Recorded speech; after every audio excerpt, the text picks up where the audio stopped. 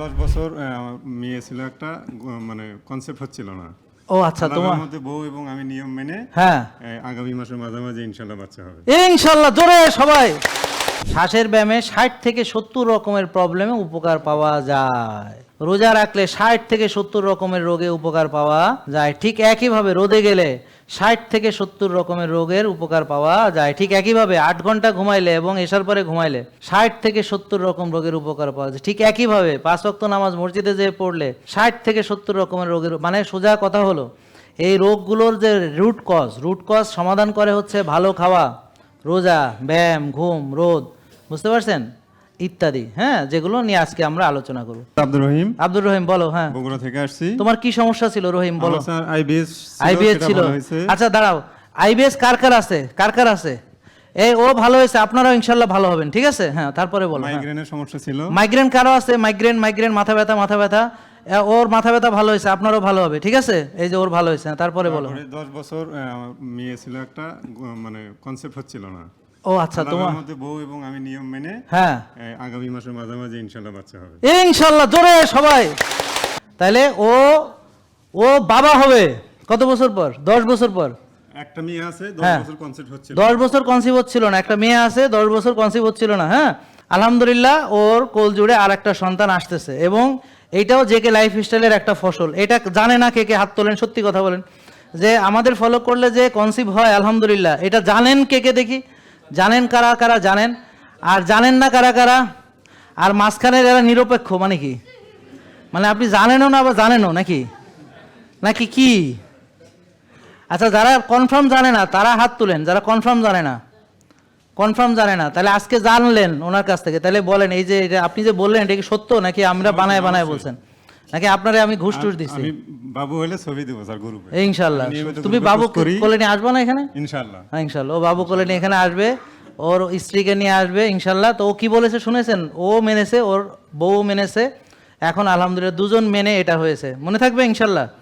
তাহলে বহু মানে এখন এরকম ইনফার্টিলিটির রুগী আছে যারা ডাক্তার দেখাইতেছে বছরকে বছর, আইভিএফ করাইতেছে, টেস্ট টিউব করাইতেছে, দেশের বাইরে যাইতেছে, ইন্ডিয়া যাইতেছে, বুঝছেন, কিন্তু কোল জুড়ে বাচ্চা আসতেছে না। কিন্তু আলহামদুলিল্লাহ আমাদের যারা ফলো করেছে এবং যাদেরকে আল্লাহ কবুল করেছে, ভাই আমরা বাচ্চা কোত্থেকে দিব? কে দিবে? আল্লাহ। কিন্তু আলহামদুলিল্লাহ কেউ এখনো ব্যর্থ হয়নি, আলহামদুলিল্লাহ। হ্যাঁ, আমার চোখে চশমা ব্যবহার করতাম সব সময়। হ্যাঁ, এখন শুধু কম্পিউটারে কাজ করার সময় চশমা ব্যবহার করি, আর তাছাড়া এখন চশমা লাগে না। আশা করি আগামী কয়েক মাসের মধ্যে আমার পুরোপুরি চশমার ব্যবহার লাগবে না। এই তোমার কথা জালাল ভাইয়ের মতো। হ্যাঁ, জালাল ভাইয়ের মতো কথা। আপনার তো আগে লাগছে স্যার, হ্যাঁ লাগে না। আচ্ছা, আমার যে চশমা লাগতো আগে, কে জানে দেখি? আপনারা এখন চশমা লাগে না। ওই যে সবাই পিছন পর্যন্ত দেখতেছে, ওই যে লুকায় রয়েছে, ওই যে ওনারও দেখতেছে, একজন মহিলা মাঝখান দিয়ে লুকায় রয়েছে। হ্যাঁ, ও এরকম করে রয়েছে। হ্যাঁ, ওই যে হাসে একটু করে, ওই যে এখন আবার মাথা নিচু করছে, তাও দেখতে পাইছি। হ্যাঁ, তা এখন আলহামদুলিল্লাহ চশমা ছাড়া পুরোটাই দেখতে পাচ্ছি, একদম ওই সবুজ গার্ডেন পর্যন্ত দেখতে পাচ্ছি ওই জায়গায়। হ্যাঁ, আলহামদুলিল্লাহ। তাহলে আমাদের ফলো করলে যে চোখের চশমাও আলহামদুলিল্লাহ ছাড়া ভালো থাকা যায়, এটা জানতেন কেউ জানতো না। তাহলে আজকে শিখলেন। এইভাবে অনেক কিছু নতুন শেখার আছে, যারা আমাদের পুরাতন তারাও অনেক কিছু জানে না। এই যে আমি এখন বরফ থেরাপি করলাম, ওই যে উইমঅফ করে প্রেশার দিয়ে। হ্যাঁ, আর আমরা ব্যাডমিন্টন খেলি, টেনিস খেলি, আমরা চোখ এদিক ওদিক যাইতে হয়, চোখের ব্যায়াম এমনিতে হয়। এছাড়াও চোখের অনেক ব্যায়াম আছে, এই যে সামনে থেকে এই যে টেনে নিয়ে আসবেন, এই যে ঝাপসা, আবার যাবেন, আবার আসবেন, এরকম আস্তে আস্তে অনেকগুলো ব্যায়াম আছে। এই তাকানো। যারা রেগুলার ইয়োগা করে ওরা চোখের অনেকগুলো ব্যায়াম ট্যাম করে, বুঝতে পারছেন? তারপর আমরা বরফের ভিতর যাই, প্রেশার দিই, আমরা জ্যাকুজিতে যাই, আমরা আবার সওনাতে যাই। হ্যাঁ, আবার সূর্যের আলোতে যাই এবং দূরে তাকাই, অনেক সময় পাহাড়ে যাইয়া অনেক দূরে তাকাই। তো এই বডিকে বুঝাইতে হবে যে আমার দূরটাও আমার দেখার দরকার আছে। আর অবশ্যই ওই যে চোখের যে লেন্স আছে, এটা যে ফ্লেক্সিবিলিটি হতে পারবে কিনা, এটা মানে কি করে কন্ট্রাকশন, এটা রিল্যাক্সেশন, এগুলো হবে কিনা, এটা নির্ভর করবে আপনি কোন ধরনের খাবার খান। তাহলে খাবার একটা ফ্যাক্টর, বুঝতে পারছেন? তারপর লাইফস্টাইল ফ্যাক্টর, চোখের আলাদা কিছু ব্যায়াম আছে। মানে মোট কথা আপনি যদি পূর্ণাঙ্গভাবে যে লাইফস্টাইল ফলো করেন, দেখবেন যে এমনিতে ভালো হবে, আলাদা কোনো কিছু লাগবে না যে ওনার চোখের জন্য আলাদা চিকিৎসা।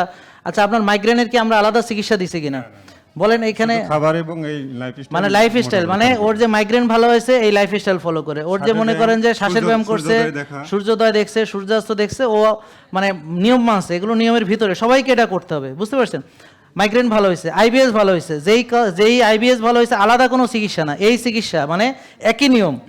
তাহলে একই নিয়মে ওর সন্তান আসছে কোল জুড়ে, একই নিয়মে তার আইবিএস ভালো হয়েছে, একই নিয়মে তার মাইগ্রেন ভালো হয়েছে। ব্যাপারটা বুঝছেন? আলাদা নিয়ম না। তো অনেকে ভাবতেছো আমার মাইগ্রেনের আলাদা কিছু একটা পরামর্শ আছে, স্যারের কাছে দেখাবো, গোপনে কিছু একটা বলে দেবে যেটা কোনোদিন বলে নাই। তা আরেকটা জিনিস হলো আমার কাছে গোপন কিছু নাই, যা সব অলরেডি বলা হয়ে গেছে, ঠিক কিনা? তাহলে এই জন্য আপনারা যে কোনো গোপন কিছু আমার কাছে আইসা পাবেন না, কারণ সব ওপেন, গোপন কিছুই নাই। ক্লিয়ার? তাহলে বলো তারপরে। স্যার আমার যে ডায়াবেটিসের রোগী ছিল একজন, 3 দিনের চ্যালেঞ্জে তাকে ভালো করেছি আলহামদুলিল্লাহ। হ্যাঁ, আর অনেক করেছি এ কথা বলবা না, মানে আল্লাহ ভালো করে স্যার। হ্যাঁ, তুমি বলবা যে আমরা তাকে চ্যালেঞ্জ দিয়েছিলাম 3 দিন, আলহামদুলিল্লাহ সে ভালো হয়েছে, আল্লাহ ভালো করছে। হ্যাঁ, তুমি যদি বলো যে আমি ভালো করছি তখন খারাপ দেখা যাবে। হ্যাঁ, আল্লাহ ভালো করছে। আর আমি কোনো চিকিৎসা করি না, আমি সবাইকে বলি ওর চিকিৎসা আমি করি নাই। তুমি কি ডাইরেক্ট আমারে দেখাইছিলা? ও আচ্ছা, আরেকটা ভুল ধারণা যে অনেকে ভাবে আমাকে দেখাইয়া ভালো হয়, যেমন মনে করছে যে আমাকে দেখাই ভালো। না, ও আমাকে দেখায় নেই, ও শিখছে, মোবাইল দেখছে, শিখছে, শিখে করছে, মানছে, মাইনে হয়তো ভুল হয়েছে আবার ঠিক করছে, এইভাবে ট্রায়াল অ্যান্ড এরর করতে করতে সে অ্যাচিভমেন্ট হয়েছে। এইটা হলো রিয়েল অ্যাচিভমেন্ট, যেটা কেউ কেড়ে নিতে পারে না, যেটা স্থায়ী, যেটা থাকে। আর ডাক্তার দেখাইলে ডাক্তার মরে গেছে, হ্যাঁও শেষ। কথা বুঝেন নাই? যেমন একজন আসছে কয় যে আমার যে ডাক্তার হ্যাঁ তো বিদেশ চলে গেছে গা, এখন হ্যাঁ এত বছর হ্যাঁ দেখাইছে, এখন হ্যাঁ কী করবো? কথা বুঝতে পারছেন? তা এখন আমি যদি মরে যাই, মরে তো যাবেই মানুষ, তখন আপনি কি করবেন? তা আমি এমনভাবে সব কিছু দিয়ে গেছি যে আমি মরে গেলেও কোনো অসুবিধা নেই। আমার এই আলোচনা এগুলো সব আছে, সব থাকবে, আপনারা ওই আলোচনা শুনবেন, জানবেন, মানবেন, ভালো হয়ে যাবেন ইনশাআল্লাহ। ঠিক আছে? তাহলে এখন আর কি বলো? হ্যাঁ, তাড়াতাড়ি। হ্যাঁ হ্যাঁ, আমি এর আগে বেশ কয়েকজন রোগীকে পাঠাইছিলাম, আজকে আমি 4 জনকে নিয়ে আসছি। কই 4 জন কই দেখি? 1 জন 2 জন 3 জন 4 জন। হ্যাঁ, ডিস্ট্রিক্ট ফুড কন্ট্রোলার স্যার। আলহামদুলিল্লাহ, ফুড কন্ট্রোলার, আলহামদুলিল্লাহ ভালো আছেন? হ্যাঁ ভাই, ফুড কিন্তু আমরা কন্ট্রোল করে দেবানি। হ্যাঁ হ্যাঁ, আচ্ছা গেল। এই 4 জন মানে ইঞ্জিন কাকে বলে জানেন আপনারা? ইঞ্জিন হলো যে নিজে ভালো হয়ে বগি টানে, বগি। আজকে ওনার 4টা বগি নিয়ে আসছে, ও হচ্ছে ইঞ্জিন। এরকম টোটাল কতজন আপনি পরামর্শ দিয়েছেন এই পর্যন্ত বগুড়া থেকে? হিসাব নাই, তারপর একটা ধারণা করে বলেন যে কতজন আপনি পরামর্শ দিয়েছেন, একটা ধারণা করে বলেন। 10-15 জন হিসাব রাখবেন এখন থেকে হিসাব রাখবেন। দাওয়াতি কাজ আপনি ডেইলি কয়জনকে দাওয়াত দিলেন, কয়জন দাওয়াত গ্রহণ করলো, কয়জন গ্রহণ করলো না, এই ডায়েরির মধ্যে লিখতে হবে। হ্যাঁ, বুঝতে পারছেন? কারণ সব কাজের হিসাব লাগবে। এই যে আপনারা কতজন আজকে আসছেন, আমার কাছে হিসাব আছে। কতজন ফোন করছে, কনফার্ম করছে আসবে, তারপরও আসে না, সেই হিসাব আমার কাছে আছে। আমার কথা আবার কেউ বিনা ফোনেও চলে আসছে। আজকে ফোন ছাড়া কে আসছে দেখি? এরা হলো বিশ্বাসী, যারা ফোন ছাড়া ডাইরেক্ট চলে আসছে। আলহামদুলিল্লাহ, এই যে ডাইরেক্ট চলে আসছে। হ্যাঁ, তাহলে সবাইকে বলেন তোমরা ফোন টোন ছাড়াও চলে আসতে পারবা, ডাইরেক্ট চলে আসবা, সকাল 7টায় খালি পেটে হয়ে যাবে ইনশাল্লাহ। একটু ধৈর্য ধরতে হবে, কারণ অনেক মানুষ স্বাভাবিকভাবে, বুঝেন তো, আমরা তো সার্ভিসটা দিবই, কিন্তু ধৈর্য ধরতে হবে। সবাই সার্ভিস পাবে, এতে কোনো সন্দেহ নেই। তাহলে এরপরে বলো, তারপর নেক্সট আরেকটা বিষয় স্যার, যারা জেকে লাইফস্টাইল মানতে চান তাদের উদ্দেশ্য কথা হলো যে যারা বলে যে আমি সময় পাই না, নিজেকে সময় দিতে চাই না, অবশ্যই আপনাকে ফজরের নামাজ পড়তে হবে, ভোরে উঠতে হবে, তাহলে দেখবেন যে নিজের জন্য ব্যাপক সময় আপনি ব্যাপক সময়। আর আরেকটা বিষয় শেয়ার করি চিকিৎসা ব্যবস্থা নিয়ে। আমাদের অফিসে একজন মানে ওয়াক্ত নামাজ পড়ে, তো একজন লোক আসলো একদিন, নামাজের মধ্যে দেখি উনি একটু পরপরই গলা কাশি দিচ্ছে। আমি বুঝতে পারলাম ওনার নার্ভের সমস্যা। তা নামাজের পরে ওনাকে ধরে জিজ্ঞেস করলাম যে আপনার কি সমস্যা? বলতেছে আমার নাক কান গলার সমস্যা। উনি কান খোঁচাইতো, 16 বছর যাবত উনি চিকিৎসা করছে নাক কান গলা, কিন্তু ওনার ভালো হয়নি। পরে আমি ওনাকে শ্বাসের ব্যায়াম 6টা শিখিয়ে দিলাম, তখন 6টা ছিল। এখন কয়টা? এখন 8টা। হ্যাঁ, গুড। আমি আরো বেশি করি স্যার। এখন 3 দিন পরে দেখি ওনার একটু আরাম পাইছে। আরাম পাওয়ার পরে ভালো মনে হয়তো পুরো মানে নাই। তারপরে আবার কয়েকদিন পরে আবার পুরো তুমি শিখে দিয়ে আবার 6 দিন পরে আবার ধরলাম, তখন দেখি আরেকটু আরাম পাইছে, কিন্তু ওই লোককে আর পাই নাই, হারিয়ে গেছে। এই যে হলো মানে রোগ নির্ণয়, এটাই হলো কিন্তু খুবই গুরুত্বপূর্ণ, যে তার সমস্যা মূলত নার্ভের। যদি না হতো নার্ভের, তাহলে আমি যে শ্বাসের ব্যায়াম শেখানোর পর সে উপকার পাইলো, তাহলে কিন্তু সেটা সম্ভব হতো না। ঠিক।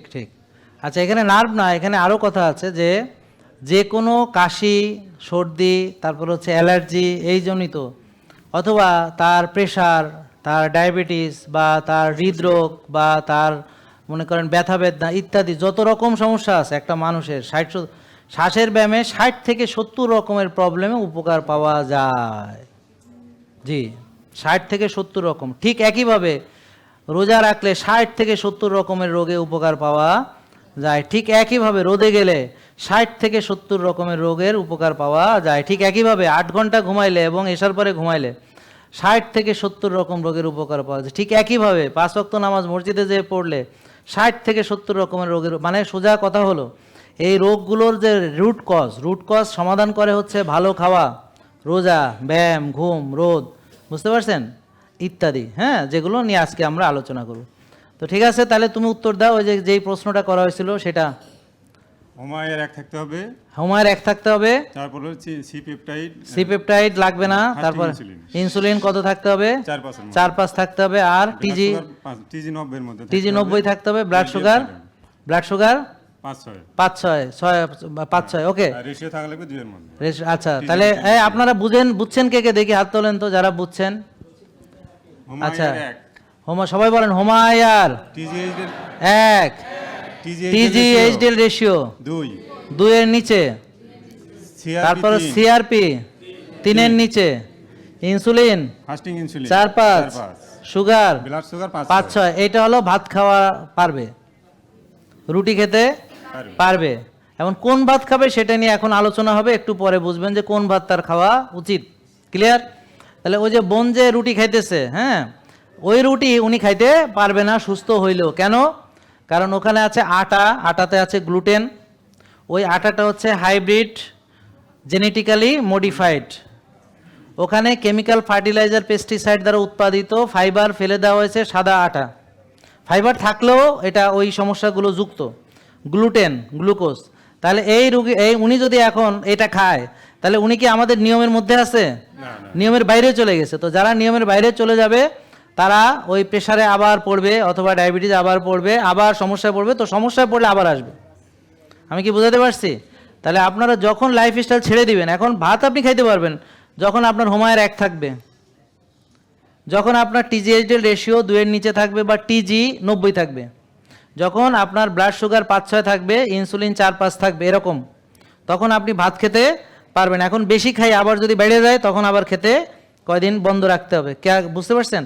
তাহলে সবাইকে ভাত বন্ধ করে দেই আমরা? দেই না। তাইলে এই টেস্ট ছাড়া কে ভাত খাবে কে খাবে না বলা যাবে কি? যাবে না। এই জন্যে আমরা করাই। বুঝতে পারছেন? ঠিক আছে, থ্যাংক ইউ তোমাকে। ও পুরস্কার পাবে না, জোরে আমরা, মনে আছে তো? হ্যাঁ, আচ্ছা, এটা হলো কোনো পুরস্কার না, এটা হলো নর্মাল একটা পুরস্কার। কিন্তু আসল পুরস্কার তার কোল জুড়ে সন্তান আসতেছে। আসল পুরস্কার হচ্ছে তার মাইগ্রেন ভালো হয়েছে, তার আইবিএস ভালো হয়েছে, এবং সবচেয়ে বড় পুরস্কার হলো সে জ্ঞান অর্জন করছে, শিখছে। এই শিখছে বলে আজকে সেই পুরস্কারটা পাইছে, এবং আমার পাশে দাঁড়ায় আজকে সুস্থ হয়ে কথা বলতেছে। যারা চান যে আমার সাথে দেখা করতে, আমি চাই আপনারা সুস্থ হইয়া এখানে দাঁড়াইয়া পুরস্কার নিয়ে যাবেন। ঠিক আছে, ইনশাল্লাহ। এবং আপনারা কি জানেন যে সাকসেস মিট একটা প্রোগ্রাম হয়, যে কে জানে, দেখি হাত তোলেন কে জানে। বাকিরা জানেন না। আপনারা ভালো হওয়ার পর আপনাদেরকে নিয়ে আমরা প্রোগ্রাম করব, আপনাদেরকে খাওয়াবো। খাওয়ানো কোনো বিষয় না, আপনাদেরকে পুরস্কার দিব সেটাও বিষয় না। আমার সাথে বসে গল্প করবেন এবং সারা পৃথিবীর মানুষ জানবে আপনার সুস্থ হওয়ার সেই কাহিনীগুলো। এই কাহিনীগুলো আপনারা আমাদের ফেসবুকে দেওয়া হয়, ইউটিউবে দেওয়া হয়। এগুলো বিশ্বাস রাখবেন, দেখবেন এরা সত্যিকারের মানুষ, সত্যি কথা বলে। ঠিক আছে, ইনশাল্লাহ। থ্যাংক ইউ, অনেক ধন্যবাদ স্যার। আমাদের জন্য অনেক বড় নিয়ামত আল্লাহর পক্ষ থেকে। যারা সামনে আছেন এবং অনলাইনে দেখতেছেন, সবার কাছে অনুরোধ যে নিজের সম্পর্কে একটু জানুন, নিজের শরীরের ভিতরে কি অবস্থায় আছে। হয়তো মনে করতেছেন যে আজ সুস্থ আছি, কিন্তু পরে আপনার ভিতরে কি আছে আপনি কিন্তু জানেন না। ঠিক আছে, থ্যাংক ইউ, সবার কাছে অনুরোধ। আল্লাহ অনেক ধন্যবাদ। দীর্ঘ হায়াত কামনা করি। জেকে লাইফস্টাইল, ওষুধ মুক্ত সুস্থ জীবন।